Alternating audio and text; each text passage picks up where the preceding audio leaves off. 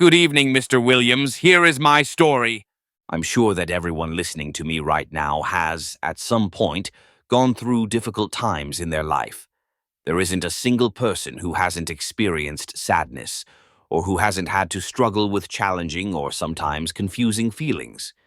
There are occasions when these emotions, born from such complicated situations, can create a hole big enough for us to want to give up and succumb to pain. But we all know there are times when that simply isn't an option. Pleased to meet you all. My name is Ernesto. I have many conflicting emotions as I relive the events that happened because they took place during truly difficult times for me. However, that doesn't mean I feel incapable of telling this story. I'm a truck driver from the city of Pachuca in the state of Hidalgo, and I've lived there my whole life. My life isn't anything particularly noteworthy. You could say I was lucky enough to live a normal life without major complications. That was until my mother passed away a few years ago. My father really couldn't cope with the impact her death had on him, and just a few months later he was completely dependent on alcohol. There was no way to help him, as he simply refused to accept any assistance. Since I was an only child and my father had no other family but me, I essentially had to take on the burden of dealing with his new addiction, something that tested my relationship with my wife. We were planning to have children, but taking care of my father's constant debts put that on hold for a good while. He was truly out of control. I tried to take him to rehab centers more than once, places that could have helped him deal with what he was going through, but he always found a way to escape and cause me even more trouble. He even borrowed large sums of money from loan sharks. On one occasion, they threatened my wife in order to force me to pay them back, since my father had told them that I did indeed have the money. Things escalated to the point where I thought my father had completely lost his mind, and my wife mentioned divorce more than once. I kept telling her I couldn't abandon him, but she responded with an argument I couldn't refute. He's an adult, and if he wants to sink and ruin his life, there's no reason for you to go down with him. Deep down, I really believed I could help him, that he could become the good man I once admired so much when I was a child. Just remembering those days and seeing his current condition was truly heartbreaking. However, there came a moment that I can honestly say was the straw that broke the camel's back, something that made me realize he was never going to get better, and that I couldn't let him continue dragging me into that painful abyss with him. At the time, I was driving from my city, Pachuca, to Mexico City. I had to transport some imported goods that had arrived at the company's warehouses to one of the depots in the capital. While on the road, I got a call from my father. Just seeing his name on the phone made me sigh in frustration, since his calls had lately been anything but good news. This time was no exception. He told me he had found a way to communicate with my mother, which of course sounded ridiculous. I was about to hang up, but somehow he convinced me to keep listening. Apparently, he had found some kind of medium who could speak to the dead, and according to what he told me, there were rumors that she had even managed to bring a dead person back to life. The more I heard, the more absurd it all sounded, and I really was about to end the call. But before I did, he told me that when I got back to the city, I should go talk to him so he could give me more details, and that, no matter what happened, he needed me in order to pull it off. Of course he needs me. It must be a scam, and they're probably asking for some outrageous amount of money, I thought, somewhat annoyed. I felt a little sad to see how convinced he was that what they were promising was real. At that moment, I truly believed my father had gone insane. That call kept me very distracted during the drive, almost causing an accident. And while unloading the truck at the depot, it took me longer than usual because I made some of the most amateur mistakes while filling out the paperwork. When I got back to the city that night, I didn't rush to see him. Instead, I went home and talked to my wife. I told her everything and admitted that she was right. I couldn't keep letting myself be dragged into my father's problems. I added that I would go talk to him right then to put an end to it. When I arrived at my father's place, I was really surprised to see the house tidy for the first time in a long while. He was sitting in the living room waiting for me, but as I looked around, my eyes landed on a woman sitting next to him. It was obvious she was the woman he'd been talking about, the so-called medium. She wore clothes that reminded me of some sort of shaman, had tattoos all over her skin in the shape of strange symbols, and her face and ears were covered in piercings. I couldn't hide my irritation, and I immediately told my father that I couldn't go on like this, that I was done. "I won't support any more of this lunacy. You're about to cost me my marriage, Dad," I said, not trying to hide my anger. The woman quickly spoke up, breaking the uncomfortable silence after my words. She told me that because my mother's blood ran through my veins, just a little of it would be enough to summon her spirit, so we could talk to her. That made me burst out laughing, and I quickly made it clear to my father that I didn't want anything more to do with him until he got his life together. I turned to leave, but right then I felt someone grab my wrist, stopping me from leaving. I turned to see that it was the woman, and I noticed that in her other hand she held a knife. My eyes widened in shock, and I immediately pulled away, remembering that she'd just said she needed my blood. "What do you plan to do with that knife, you crazy old hag?" I shouted, a bit scared.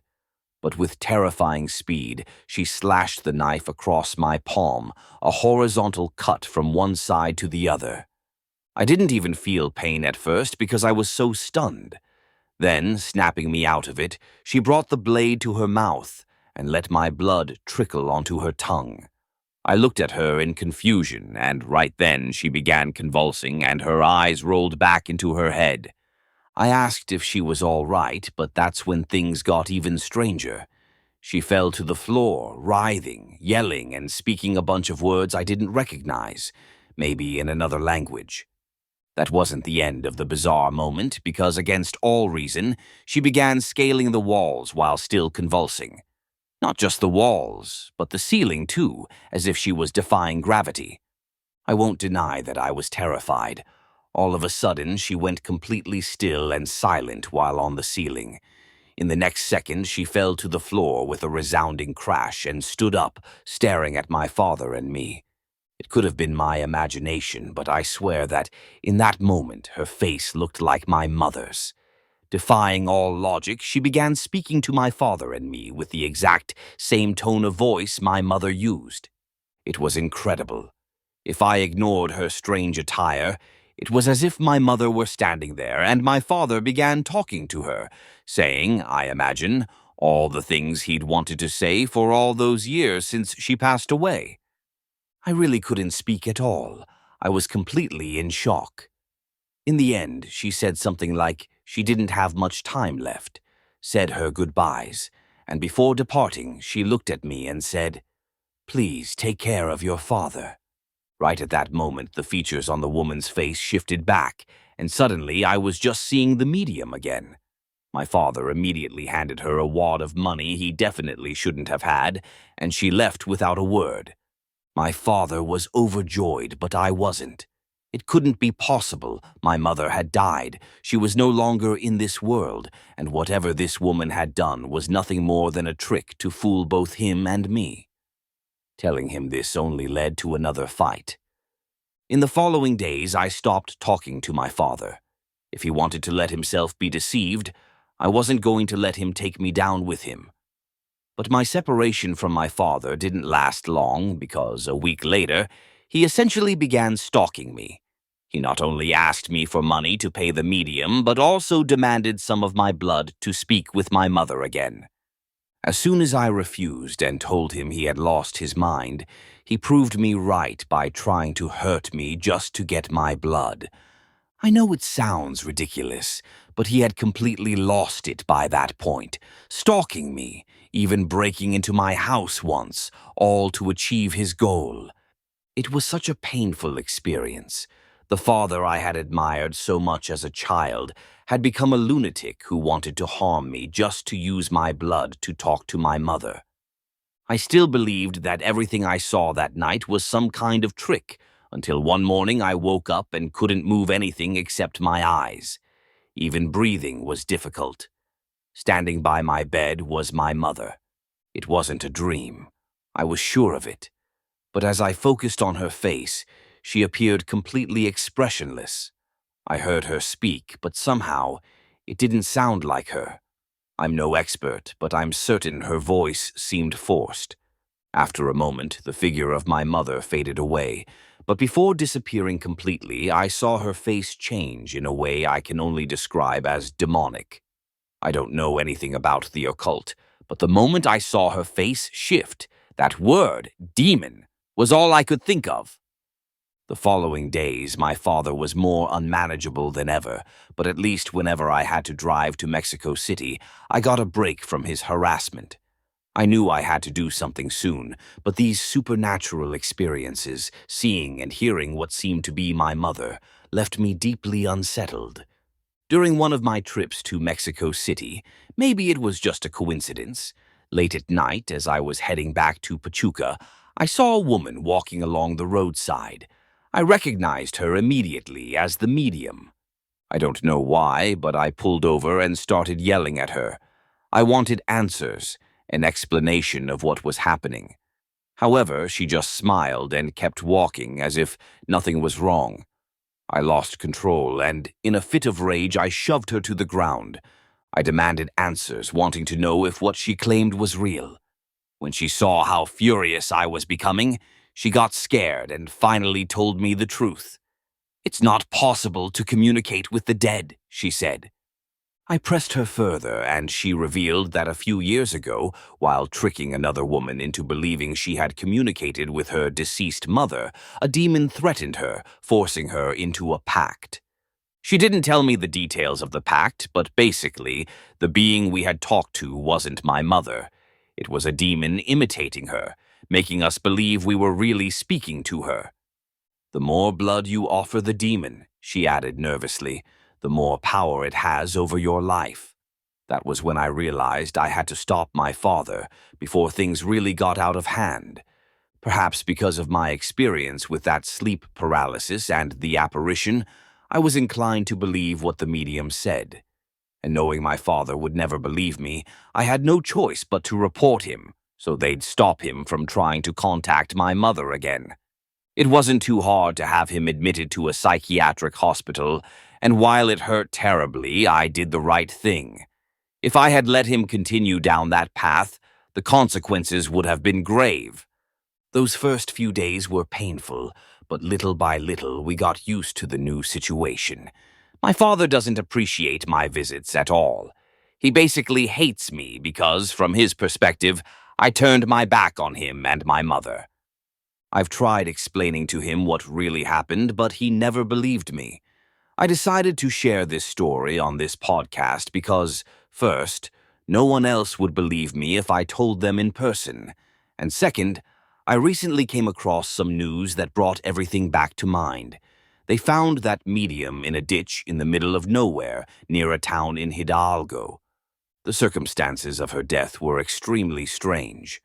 Although her body was found just a few hours after she died, her face was completely disfigured, and all her blood had been drained from her body. Yet there were no wounds or anything that might have caused her to bleed out. According to the report, it was as if her body had simply dried up.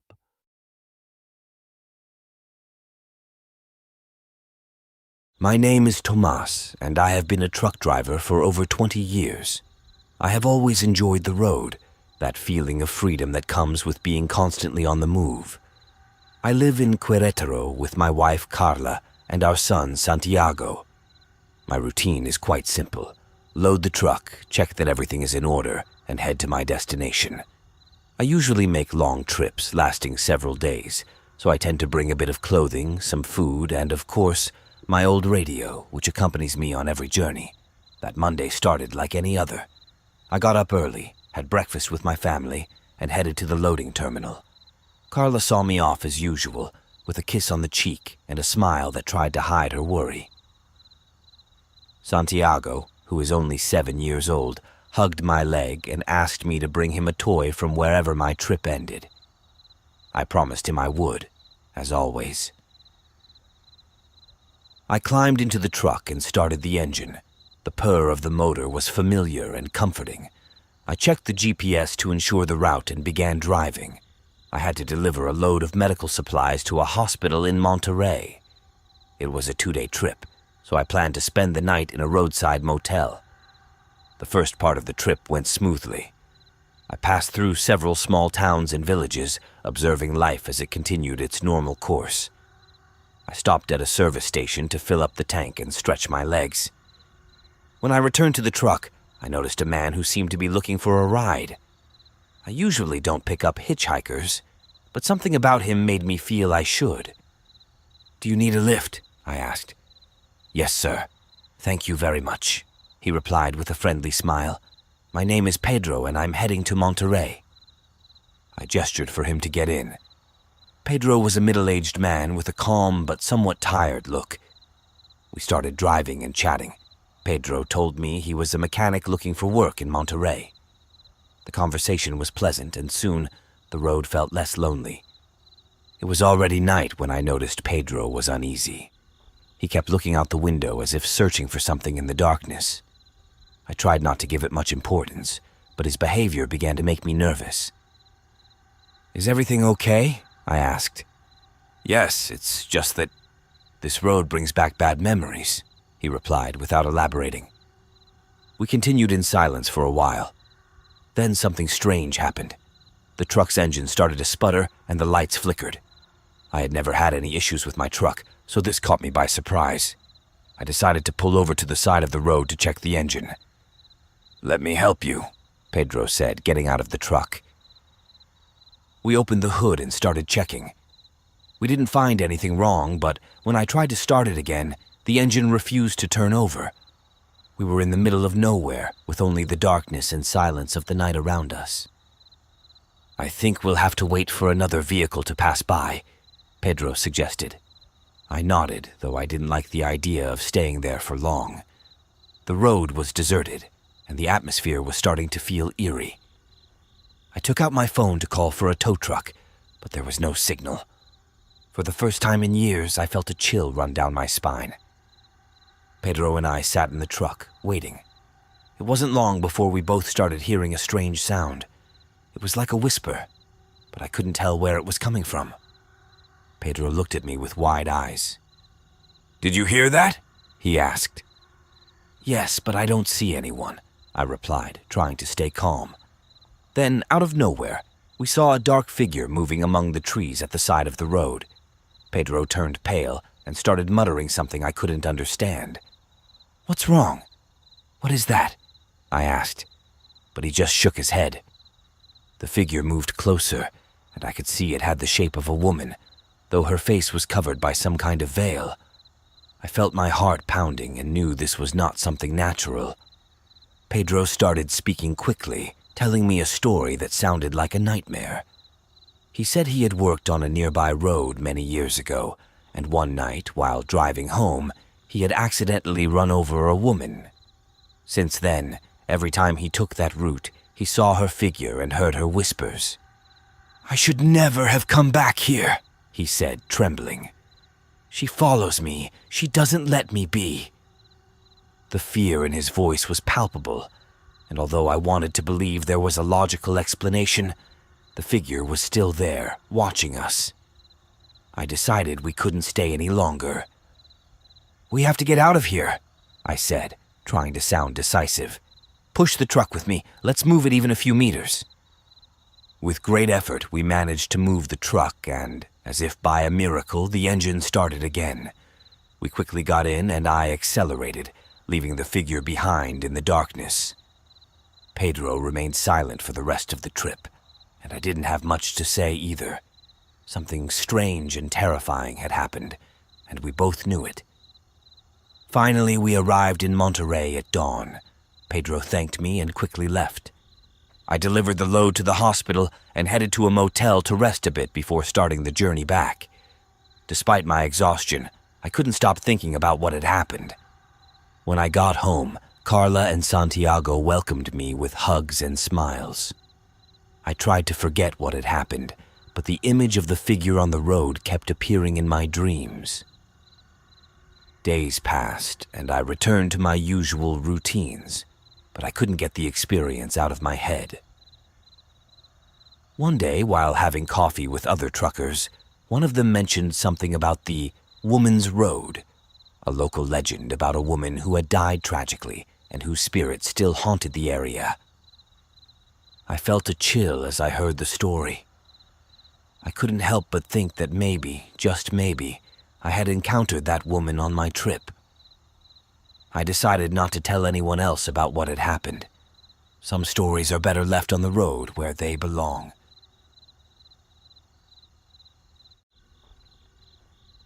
My name is Daniel Torres, and I've been driving trucks across the United States and Canada for over 20 years. My life on the road has been a mix of routine, long hours of solitude, and occasional interesting encounters with other drivers at rest stops.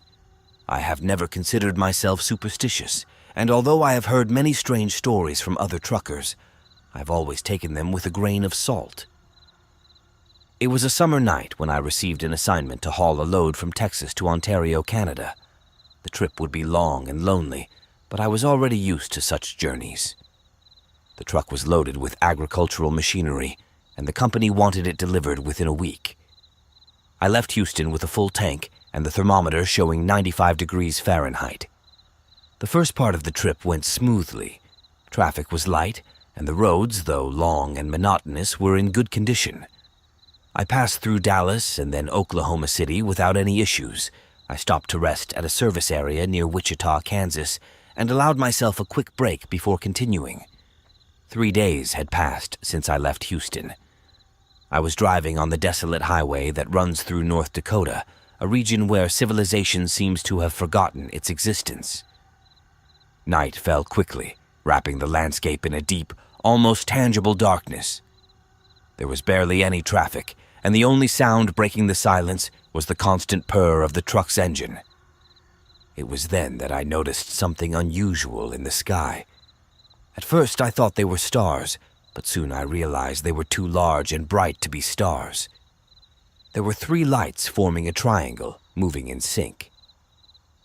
My first reaction was to think it was some sort of military aircraft, but something about their movements made me doubt. The lights were slowly approaching, as if they were observing my truck. I decided to stop at the next rest area to get a better look at them. I found a small deserted stop and turned off the engine. I got out of the truck and looked up at the sky. The lights were still there, hanging in the air, making no noise. Suddenly, one of the lights descended quickly and disappeared behind a nearby hill. The other 2 lights remained stationary, as if they were waiting. I returned to the truck, trying to rationalize what I had just seen. Maybe it was just a helicopter or a drone, I kept telling myself. But deep down, I knew something was off. I started the engine and continued on my way, hoping to leave that disturbing experience behind. I had not driven more than 15 minutes when I felt a strong jolt at the back of the truck. The vehicle shook violently, and I had to struggle to maintain control. I thought I had hit an animal or a pothole, so I slowed down and pulled over to check. With a flashlight in hand, I walked around the truck and examined the rear. There were no signs of any visible impact. Everything seemed to be in order. But as I was about to get back into the cab, I heard a noise behind me. I turned quickly and saw a dark figure standing, watching me from a distance. My eyes struggled to adjust to the darkness, but the figure did not move or make any noise. I stood there, paralyzed for a moment, my heart pounding in my chest.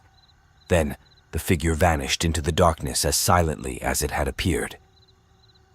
Without wasting any more time, I ran back to the truck and locked the doors.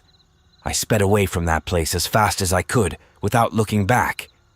With my pulse still racing, I continued my journey through the dark roads of North Dakota. I tried to focus on driving, but I couldn't get the image of that dark figure out of my head. What had it been? A vagrant? An animal? None of those explanations seemed convincing. The road was completely deserted, and the monotony of the landscape only increased my anxiety. I decided to turn on the radio to distract myself. I tuned to random stations, but only found static and strange music I had never heard before. Finally, I found a station broadcasting local news and tried to concentrate on that. Then, it happened again. I saw in the rearview mirror how the lights in the sky reappeared, this time closer. My heart raced, and I felt a cold sweat run down my back. The lights seemed to be following me, maintaining a constant distance. I tried to accelerate, but no matter how fast I went, the lights were always there, floating in the distance. I decided I needed help. I desperately looked for a sign of life, some indication that I was not alone on that endless road. Finally, I saw a sign for a truck stop 5 miles ahead. I sped toward it, hoping to find someone who could offer me an explanation. I arrived at the truck stop and parked next to 2 other trucks. I got out of the vehicle and headed to the diner, which was still open. Inside, I found a couple of truckers having coffee and chatting. I approached them and told them what I had seen. To my surprise, they did not laugh or treat me like I was crazy. Instead, one of them, an older man with a gray beard, nodded slowly. "You saw the lights, didn't you?" he said quietly. "You're not the first, and you won't be the last." He explained that those lights had been seen by several truckers over the years. Some said they were UFOs, others believed they were secret military experiments. No one knew for sure what they were, but everyone agreed it was best not to draw too much attention. After listening to their stories, I decided it was best to follow their advice. I finished my coffee, thanked the truckers for their words, and returned to the truck. I was determined to complete my delivery and get out of that state as quickly as possible. The following days passed without incident. The lights did not reappear, and the figure in the darkness seemed like a distant memory. Finally, I reached Ontario and made the delivery. I felt an enormous sense of relief leaving that trip behind. Now, every time I drive on a lonely road at night, I can't help but look up at the sky, expecting to see those lights again. Although I have never had a similar experience since, the memory of those days in North Dakota stays with me always. I don't know what those lights were or who the figure I saw in the darkness was, but I know there are things in this world we cannot explain, and sometimes it's best not to seek answers. I just hope I never encounter the unknown on my journeys again.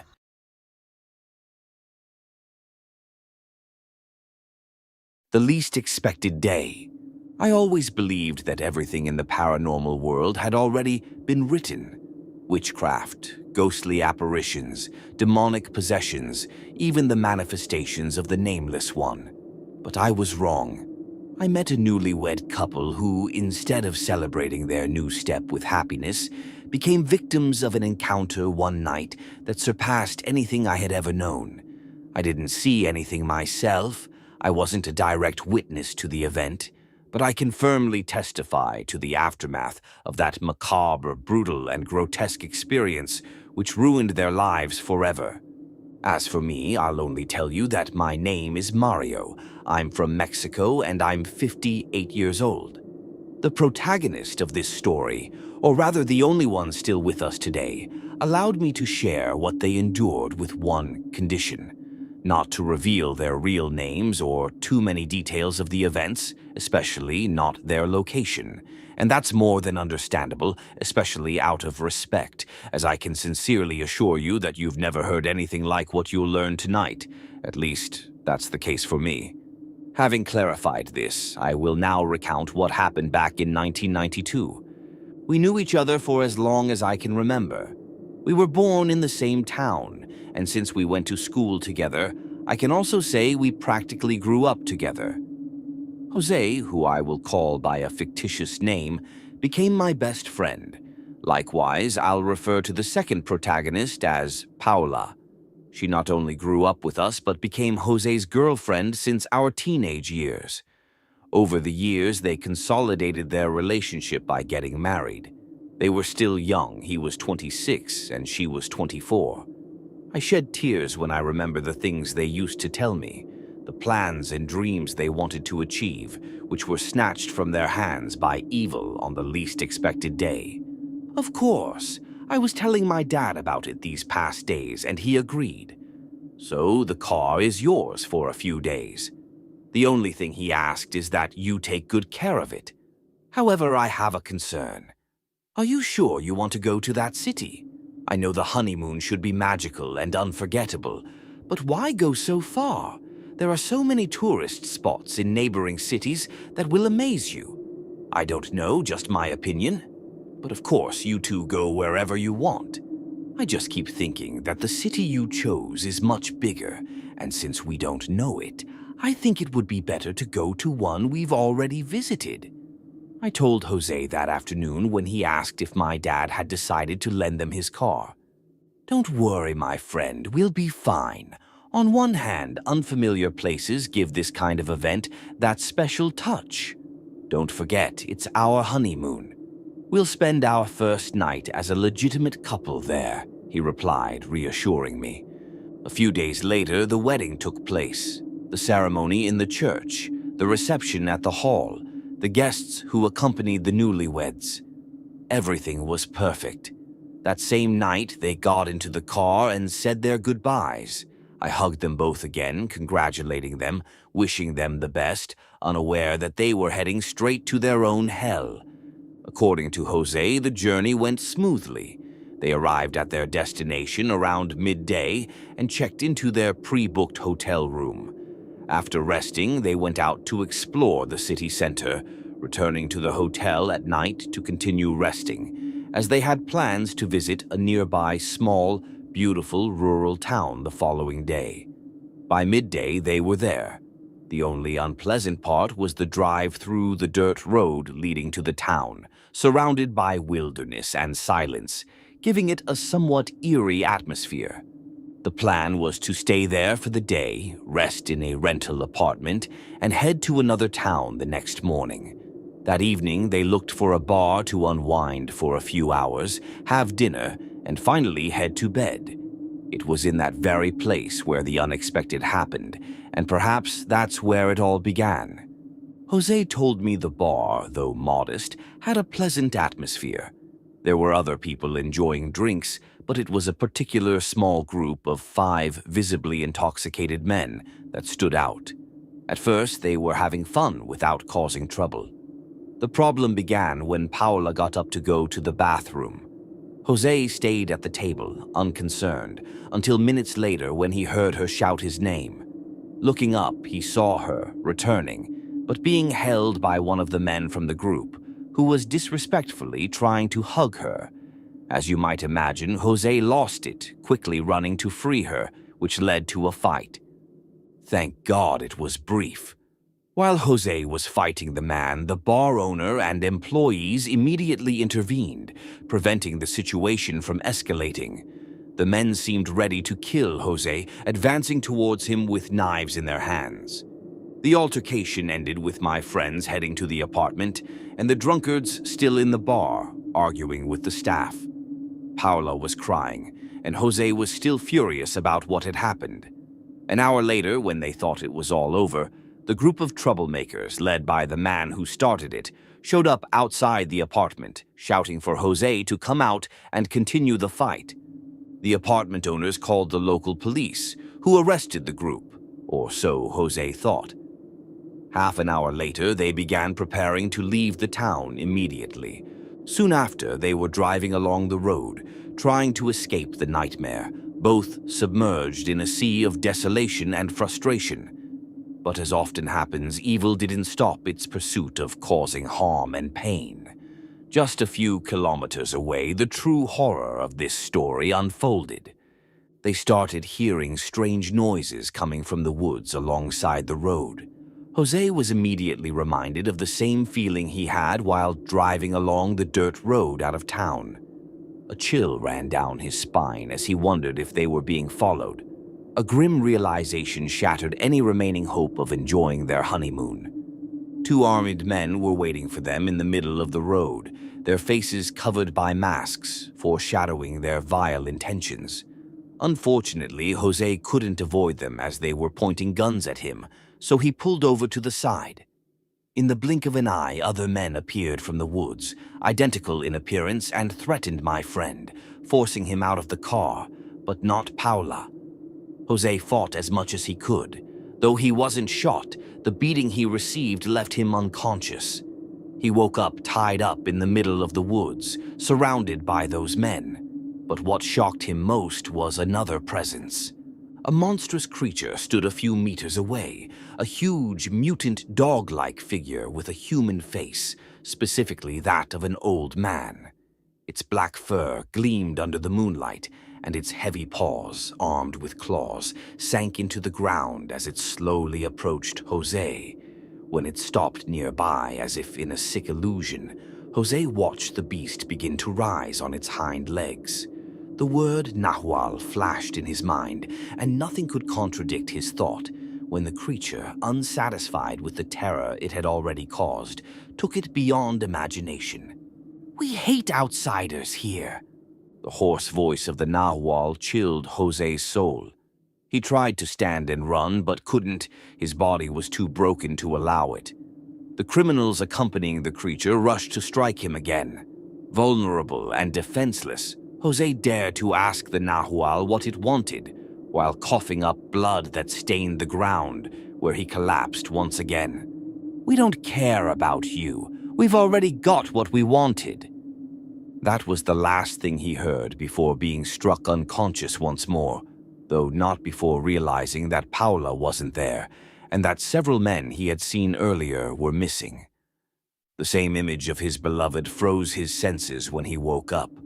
Summoning all his strength, he searched for the road where the car and Paula had been left. He doesn't remember how long it took, but when he found it, he felt his life slipping away. Paula lay unconscious on the ground beside the car, her face bloodied, her clothes torn. No one else was around. They were exposed, their lives shattered on that dark road, with the moon as the only witness to the abrupt end of their dreams and goals, which they would now never fulfill. Only Jose and my family heard this story from him. I still remember when he told it, his body trembling, his voice breaking, his face soaked with tears. It was the crude proof that what they had lived through was undeniably real. Paula never recovered.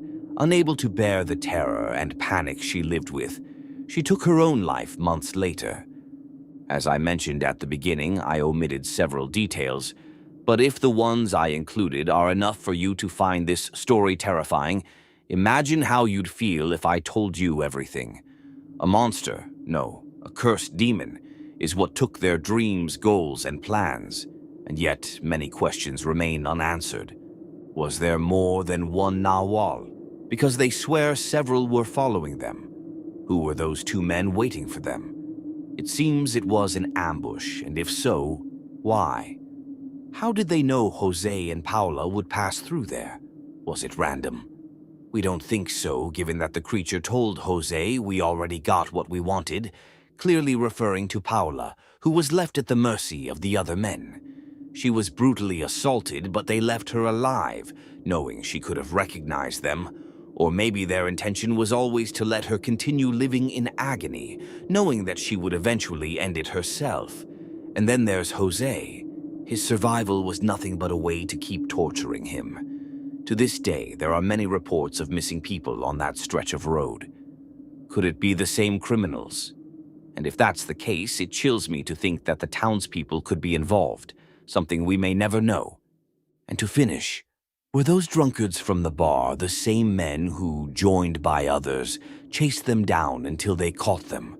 Why didn't they take advantage of that dirt path to catch them before reaching the road, where there were more chances of being discovered committing such a heinous act?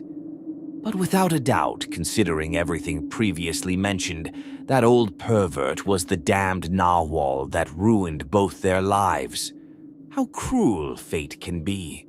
No newlywed couple would ever think that while celebrating their honeymoon, a peculiar incident would prompt a group of scoundrels to mercilessly and shamelessly change their lives forever on the least expected day.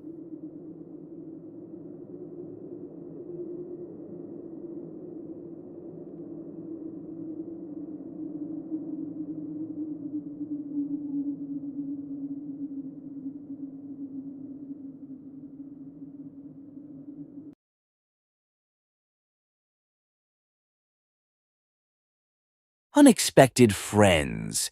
It all began when I moved houses. I had lived with my parents for many years, and as my wife and I were expecting our third child, our home was becoming too small.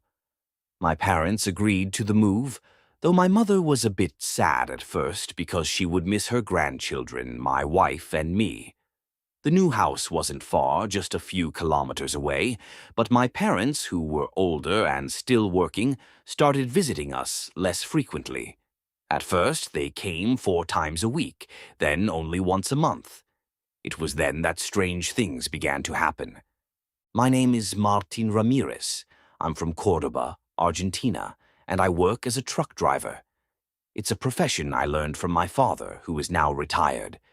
I worked in the same company where he spent his entire career, and he was the first to be surprised when I began telling him what was happening to me. "Dad, you won't believe what happened on my last trip. I was at the company, ready to leave, when I suddenly smelled a very unusual floral perfume. I thought maybe a secretary had passed by, but I didn't see anyone. I didn't pay much attention to it, but when I tried to start the truck, the engine wouldn't turn over. Sebastian, the maintenance guy, checked the vehicle and found that the brakes were faulty. If the engine had started, I probably would have had an accident. My father was upset at first, but calmed down when he saw that, thanks to God, nothing serious had happened. However, on my next trip, something similar occurred. This time I was driving down a deserted road in the middle of the night. I smelled the flowers again and saw an elderly couple crossing the road in a deserted area. I braked to avoid hitting them and thought about offering them help. I got out of the truck, and just then, another truck coming from the opposite direction crossed a bridge that collapsed. The other driver died instantly. If I hadn't stopped for the elderly couple, it would have been me. My parents were incredulous when I told them this. My mother, in particular, looked at me in a strange way, as if she knew something I didn't. Strange things continued to happen. A few days later, I parked the truck to rest and make some coffee. An old car stopped in front of me, and 3 people got out: a pregnant woman and 2 men. We chatted for a while, and they asked me for coffee. While I was making the coffee, I heard their terrified screams. They ran to their car and left in a hurry. Later, I found out from the news that they were criminals who had robbed another traveler and were caught by the police shortly after fleeing from me. Something supernatural had saved me again. The events continued, always preceded by the smell of flowers. One day, a colleague, Jorge, told me he had seen me traveling with several different people, all with expressionless faces. I realized that these companions were spirits that I couldn't see. I went to talk to my mother, and she took me to her garden, where she had an altar dedicated to the souls in purgatory. She prayed to them every day for my protection. Since then, I have become devoted to the souls in purgatory, though I asked them not to show themselves to me. I learned that they can intercede for us, and my experience is proof of their power. The elderly couple who saved me from the bridge and the spirits who scared off the criminals were souls who came to my aid, thanks to my mother's prayers. I call them unexpected friends, though my mother prefers to call them friends from beyond. The strange experiences didn't end there. One day I was driving down a lonely road in the middle of the night. The sky was clear, but there was no moon, making the darkness more intense. Suddenly, the smell of flowers filled the cabin of my truck. I already knew what that aroma meant, so I started paying attention to anything unusual. In the distance, I saw a figure standing in the middle of the road. As I got closer, I saw a man in old-fashioned clothes, like from the early 20th century. He seemed disoriented and didn't move, so I braked sharply and got out of the truck. "Are you okay, sir?" I asked, but he didn't respond. He just looked at me with a vacant expression. As I tried to approach him, I felt a chill run down my spine. Then I saw another truck approaching quickly from the other side of the road. I didn't have time to react. The other truck passed right where I would have been if I hadn't braked. When I looked again, the man had disappeared. I got back into the truck and continued my journey, still trembling from what had just happened. That night, when I reached my destination, I called my mother and told her what had happened. She reminded me to always carry a blessed rosary and to keep praying to the souls in purgatory. Another terrifying experience happened a few weeks later. I was driving at night when I saw flashing lights in my rearview mirror. I thought it was the police, so I slowed down and pulled over. However, when the lights got closer, I realized there was no vehicle behind me. They were just lights floating in the air. Despite my fear, I stayed in the truck and watched as the lights moved around me, as if inspecting me. After a few minutes, they disappeared as quickly as they had appeared. Later, I learned that a fatal accident had occurred on that same road years ago, and that other drivers had seen the lights too. The most unsettling situation I experienced was when I picked up a hitchhiker. He was a young man who seemed lost and grateful for the ride. We chatted for a while, but I noticed his answers were vague and evasive. After a while, he fell silent and stared out the window. When I asked if he was okay, he didn't respond. When we reached his destination, I turned to say goodbye, but he was no longer in the seat. He had vanished without a trace. I felt a chill and searched the entire truck, but found no sign of him. When I told my mother, she said he might have been a restless soul seeking comfort. Since then, whenever I smell flowers, I know something unusual is going to happen. The souls in purgatory have become my guardians, protecting me from invisible dangers. I have learned not to fear them, but to thank them for their constant vigilance. Now, every time I go on a trip, I carry a small image of a saint and silently pray for protection and guidance. In summary, the souls in purgatory have played a crucial role in my life, saving me on more than one occasion. Their interventions have shown me that there are forces beyond our understanding that care for and protect us. I call them unexpected friends, though my mother prefers to call them friends from beyond.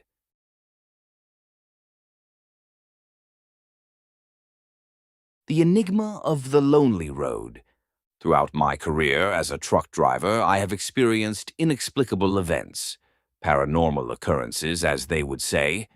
They weren't many, nor were they as extreme as sometimes told, but all of them left an indelible mark on my memory. I haven't seen anything concrete, but I have felt presences, perceived unpleasant odors without an apparent source, and occasionally felt an unexpected touch on my body. Although this may not seem like much, those experiences were enough to freeze my blood and leave me praying never to go through something like that again. God knows how much we can bear and assigns our trials accordingly. I suppose I wasn't ready for something worse. I never wished to live through something more terrifying. With what I experienced, I had enough. However, life sometimes plays against us, and what we fear most eventually happens. This story is about one of those unfortunate events that I experienced in 2015 during one of my many trips through the inner roads of the province.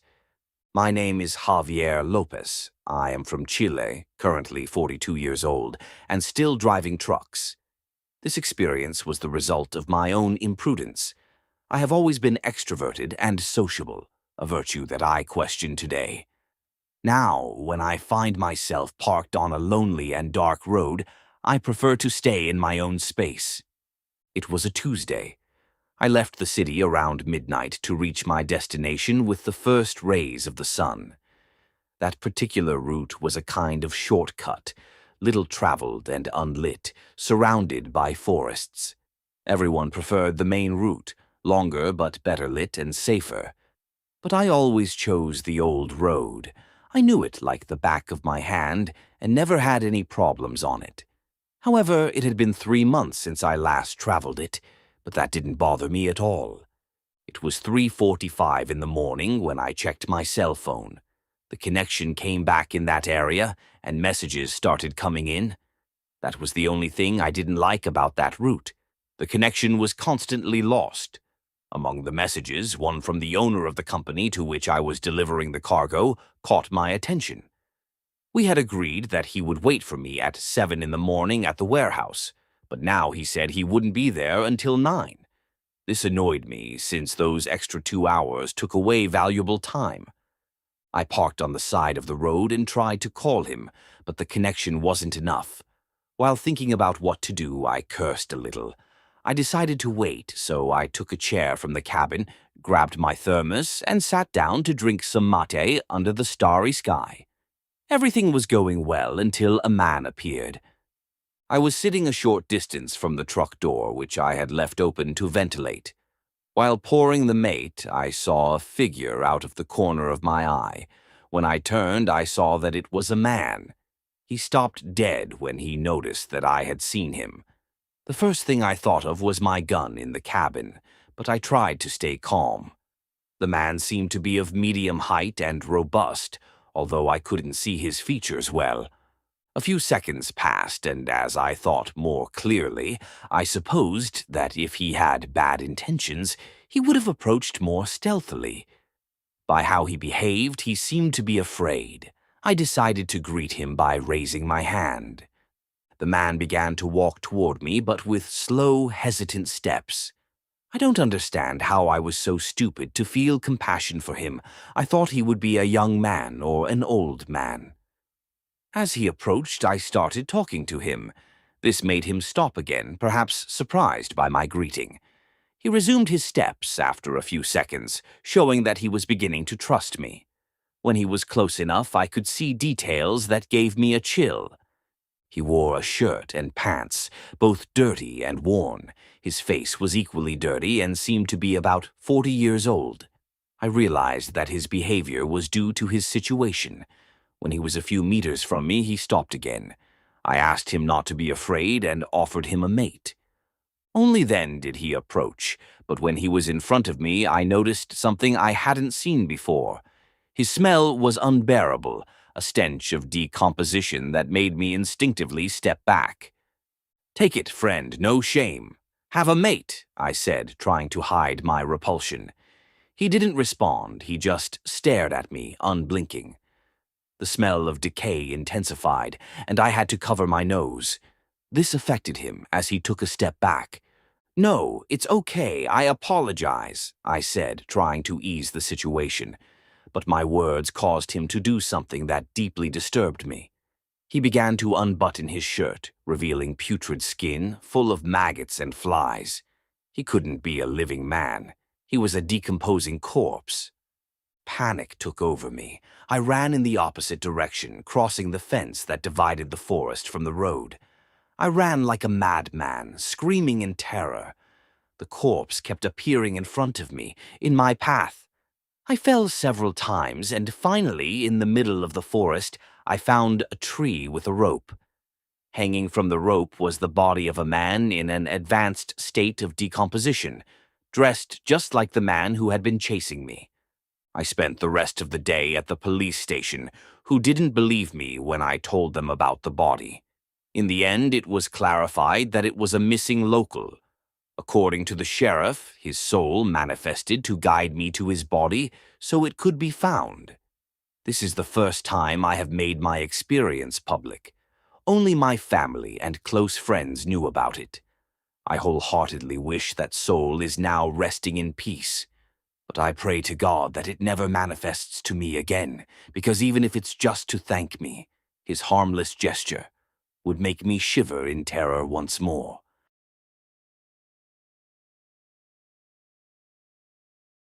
The presence on the road.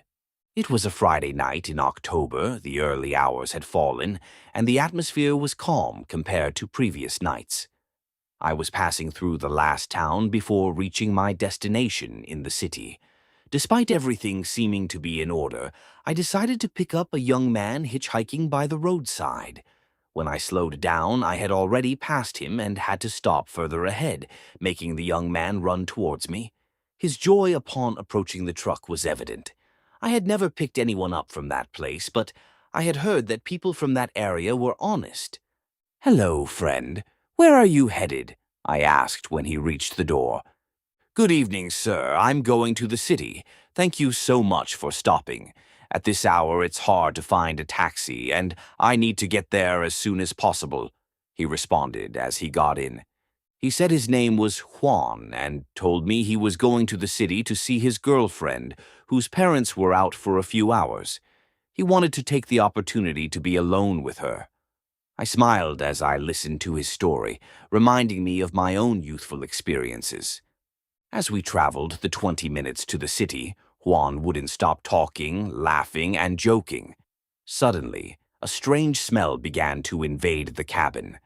The windows were open due to the heat, so I tried to convince myself that the bad smell was coming from outside. But when I noticed that Juan had fallen silent, I knew something was wrong. I turned to look at him, intending to keep the conversation going, and, ironically, I was about to mention the smell, hoping he would notice it too. But seeing the extreme fear on his face, I knew there was nothing more to do. I decided to remain silent, not knowing how to react. With pity, I asked what was wrong and if the smell bothered him.